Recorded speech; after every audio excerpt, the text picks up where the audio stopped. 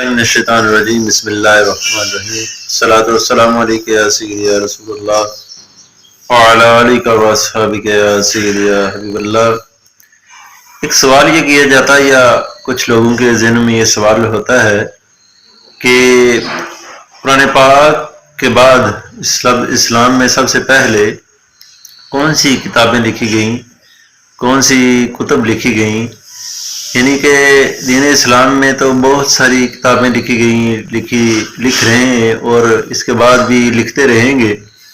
لیکن قرآن پاک کے بعد کون سی سب سے پہلی کتابیں لکھی گئیں؟ اس کا جواب امام غزالی اپنی کتاب احیاء العلوم میں یہ لکھتے ہیں کہ سب سے پہلے جو قرآن پاک کے بعد کتابیں لکھی گئیں وہ آثار حضرت عبداللہ بن عباس، حضرت مجاہد، ان کی تفاسیر جو ہیں وہ سب سے پہلے قرآن پاک کے بعد یہ لکھی گئی۔